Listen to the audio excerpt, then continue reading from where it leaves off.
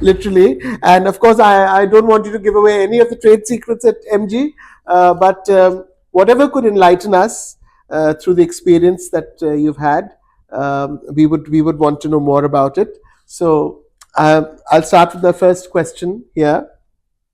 Every DEI, and I'll tell this for the audience, diversity, equity, and inclusion journey has its defining moments.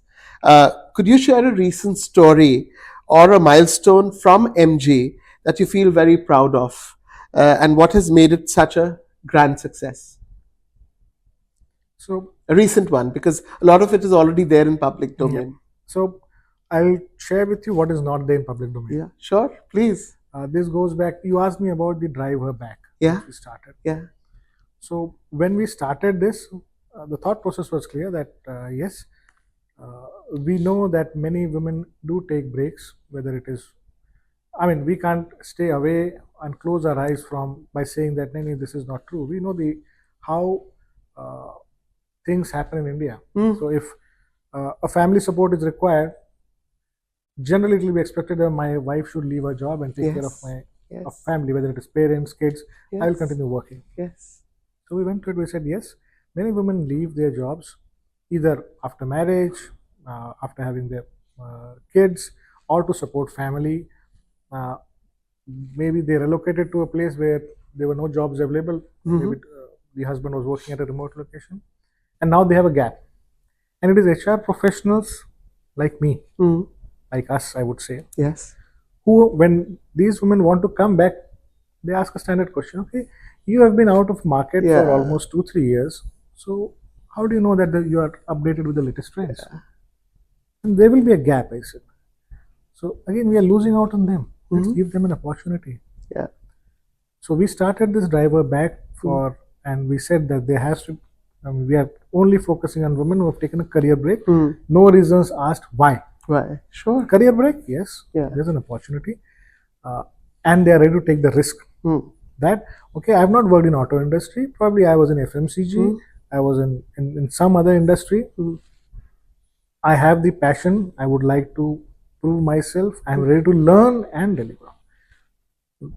Lot of efforts put to convince managers that no headcount pressure. Please do take.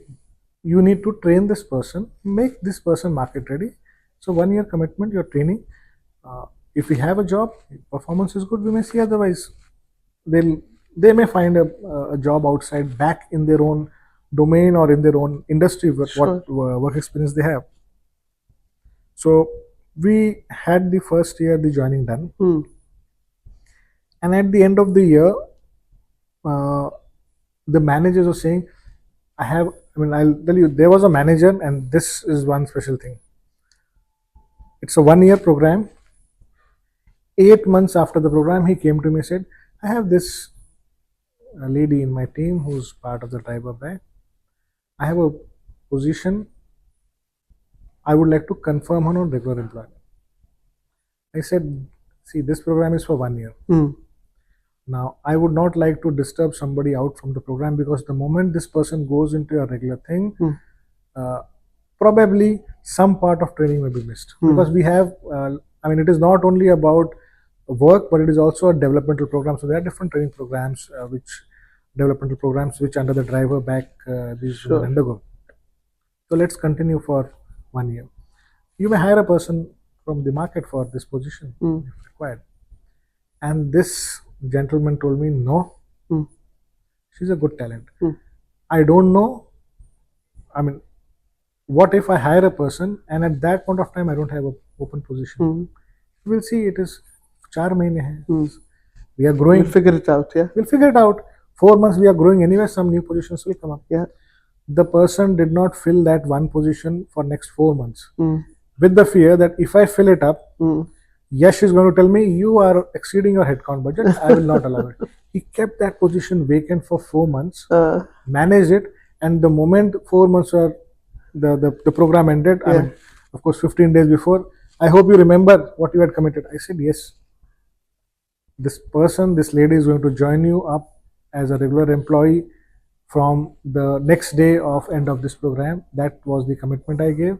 He said, and then he told, I have kept this position at count, so you don't even have questions on a vacant position. So that, in fact, puts across a reverse positive pressure on me, that what we started Yeah. a year back, Yeah. this is that. And I won't say he was one of the person who was earlier questioning me, but yes, that also sent the message across to the rest of the Sure. leaders in the organization that Sure. this is what happens. We, in fact, in last 5 years, we've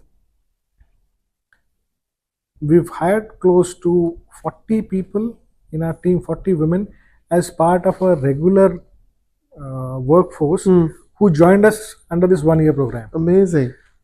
Some of them, of course, subsequently took the decline to join, because women on pan-India basis, they join us. They said, we are getting an opportunity which is closer to my hometown, I would like to go there. Fair enough. Yeah. But we offered 40 people to join us as a regular employee. Yeah. And majority of them joined. Some, of course, which is part of life, that yes, somebody is coming from Bangalore or Chennai, worked with us for 1 year, they're saying, we are getting, thanks to you, I'm getting a job in auto industry, which is at Chennai. Fair enough. Amazing, amazing, Yash. What a story. What a story. I think such opportunities will really pave the way for equitable workforce, right? Huge applause to MG for that.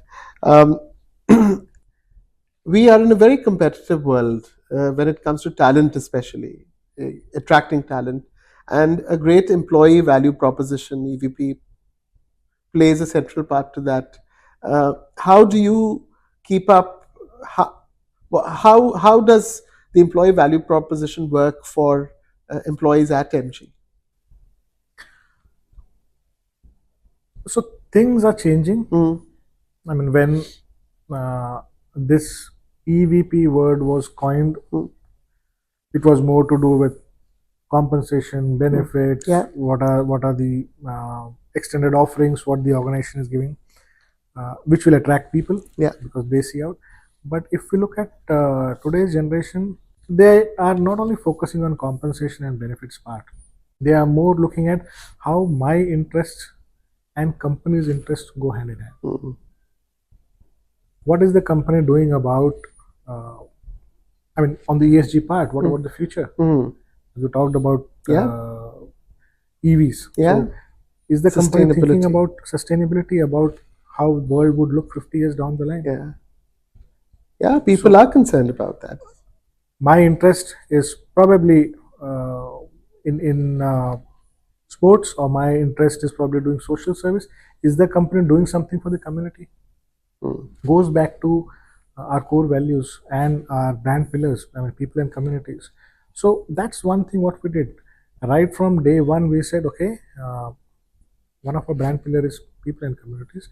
We need to do something where we are for the people in and around us. So when we set up the plant, we are not bound by and that's why we named it MG Seva. We didn't say CSR. So it's Seva karenge.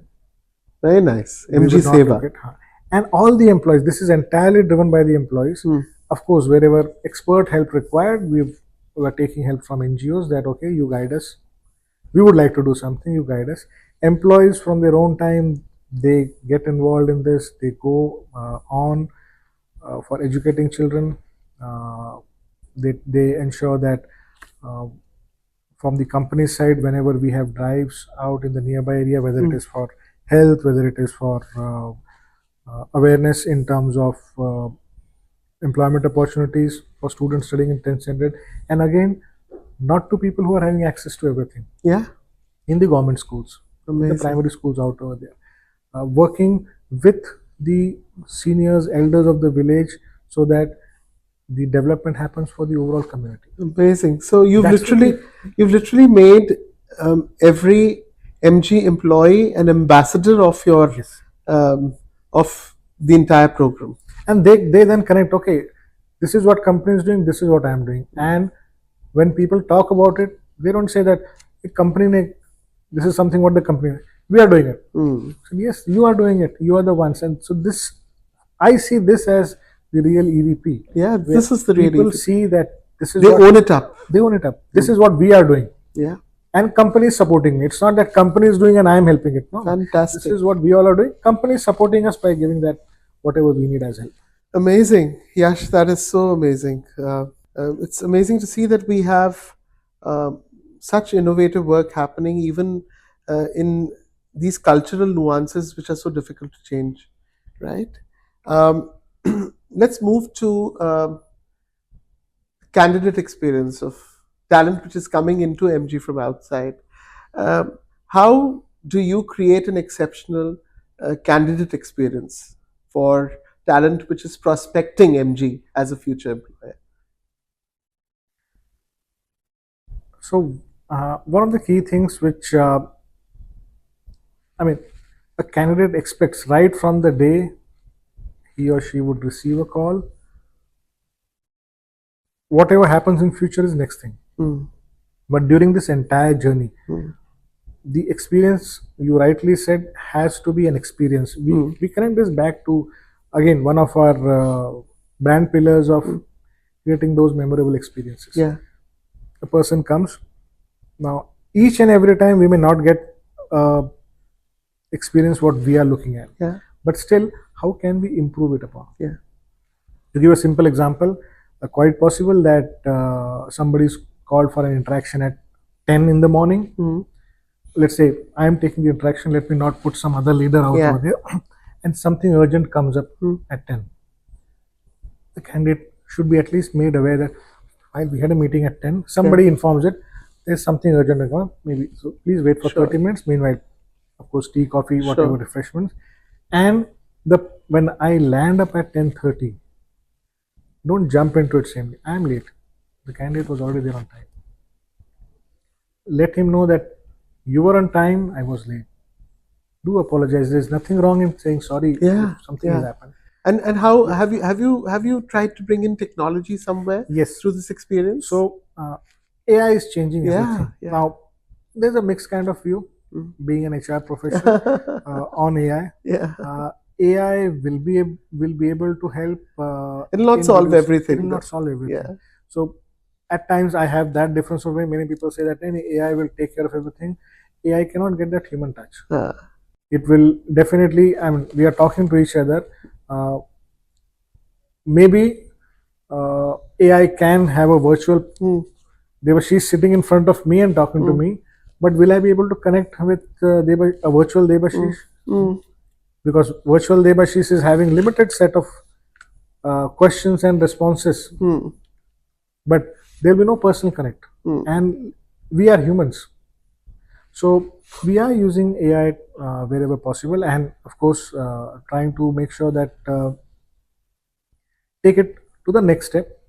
But these will be baby steps ahead. Till the time we don't feel confident. I mean, I still believe that being a traditional, I would say in certain things, you may call me a traditional person, but uh, HR stands for humans, and of course. so we should not forget that.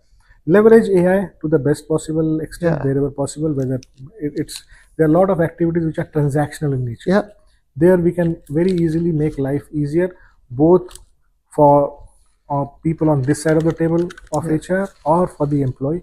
There we are leveraging. so I believe tech AI goes hand in hand, and it intertwines in the process, and there will be some touch points which will be human, which bring it all to a closure where the rubber meets the road in terms of candidate experience. But I think AI will bring in a lot of efficiency, and a lot of that large pyramid, which is the transactional space, will get eased out, which perhaps in a very human dependent environment would be prone to error, would be prone to um, not a very similar experience each time, every time. So standardizing that, so that those will be the advantages certainly of tech and AI. But yes, those boxes which are human touch would make all the difference. I'll just add one more thing in it. Yeah. Probably with the changing generation, AI will enter a bit more. Yeah. I'll give you a simple example. You go back at old days, if it's your birthday or anniversary, I mean any event, people would call you in, they will meet you in. The younger generation will now either send you a message, post a very nice some picture or something on your Insta, Facebook, whatever. So that's how they express their feelings. Sure. We expressed our feelings by meeting people. Sure. times have changed. That's what. So slowly that interaction is moving away.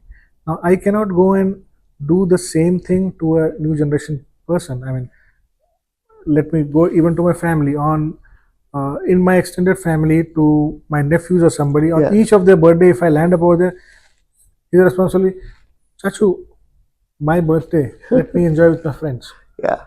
I would have not, I would have been happy if my uncle had come during Yeah. my birthday. But that's what it is. So uh, for them, expressing to a virtual chatbot will be a bit easier. But interpretation of what a virtual chatbot Yeah. bot has to be done by a person, Humans. humans. Sure. So Sure. leveraging it with time is Yeah. the I completely take that at the face value. And thank you again. And with that, my friends, we come to the end of segment 2, which was spilling the beans, and you spilled them beautifully. Thank you so much.